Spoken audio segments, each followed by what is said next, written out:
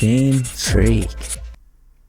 No, Gamefreak, responsible for one of the highest grossing media of all time, Pokemon, which is neat because Pokemon really shouldn't have been this big. The game was released at the end of the hardware's life cycle. The game was hard as hell to develop. It took about 6 years. Masuda, one of the OG Pokemon developers, revealed that developing Pokemon destroyed about 1, 2, 3, and 4 computers because of how big the game was. It astounds me how much content they are able to jam-pack into this game from such a small device. Despite the hardships and difficulty they dealt through, they really only had one thing going for them: ambition. I was watching this video about the history of Pokemon, of how it was created due to the creators' hatred for industrialization. I was like, huh. So they also had a passion for that ambition. And now, now it's one of Nintendo's main moneymaker.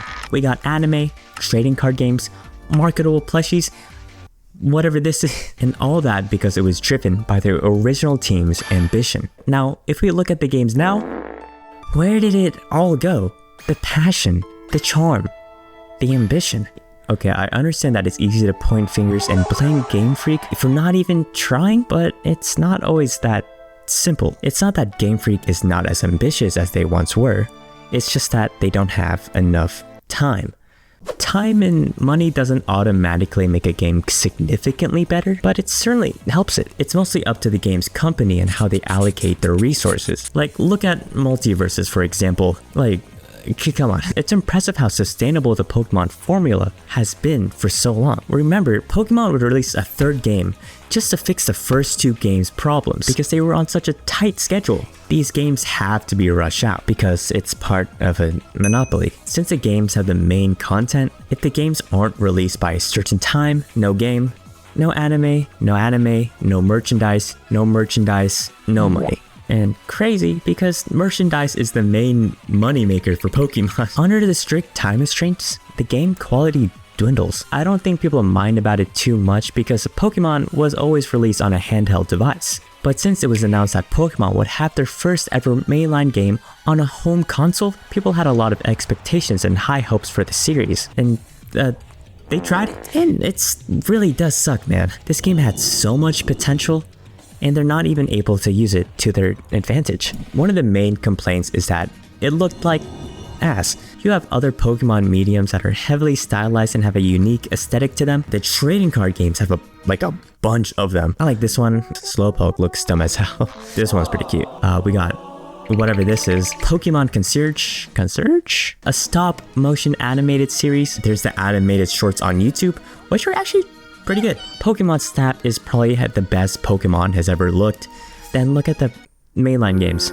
Now, Pokemon is a game that doesn't have to look visually appealing to make the gameplay work, but people like looking at pretty things. Video games is an immersive art, and in order for people to be immersed in them, they kinda have to like what they're looking at. This is why it's easier to enjoy games with realistic graphics. They look like real people, and it's easier to be attached when it's grounded in reality. Not saying that I want Pokemon to look realistic. I think Pokemon actually would benefit a lot more if it had a more unique art style. And honestly, they still have a long way to go. It took them 15 years to make their sprite works look as good as they do in Gen 5. It's probably gonna take another 15 years for them to figure it out. I think the main issue for me is that the games are too easy. You're probably like, owie, these games are made for toddlers. And you're right, but something meant for kids doesn't just mean it's something kids might like. They are serious works made by adults who seek to impart something to kids and make it digestible to kids.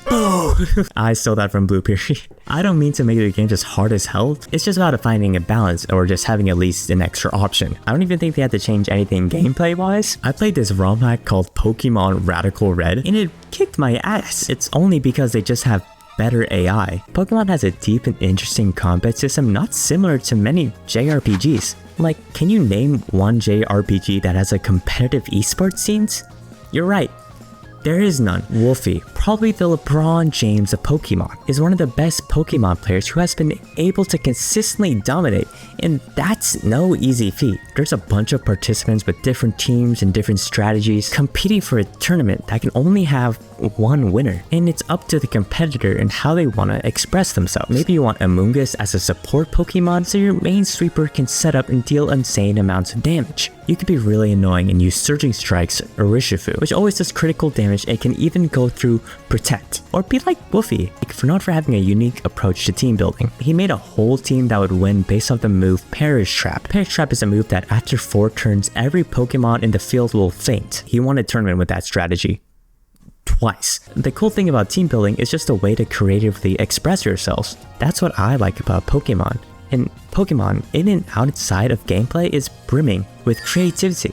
Creativity is where Pokemon shines the most. The regions are based around real-world locations, so many cultures, mediums, mythology, and objects to take inspirations from. Pokemon went from a long ways to Magnet and Slime to even cooler Magnet and Slime. And it has a lot of potential to utilize different perspectives of our world. There's this whole concept of scrapped ideas, and I fully believe they would have implemented these features if they only had enough time. Generation 5 was originally supposed to have an open world aspect to it. In Pokemon Sun and Moon, you would have been able to travel to other regions. Pokemon X and Y has flying battles, and there's only like 2 of them.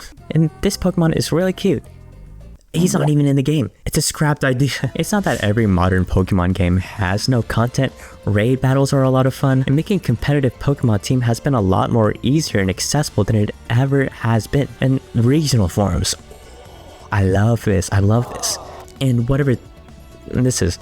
And it sucks that I'm grieving a potential Pokemon game that doesn't even exist. But Gamefreak, what it could have been, or what it should be. Make your move.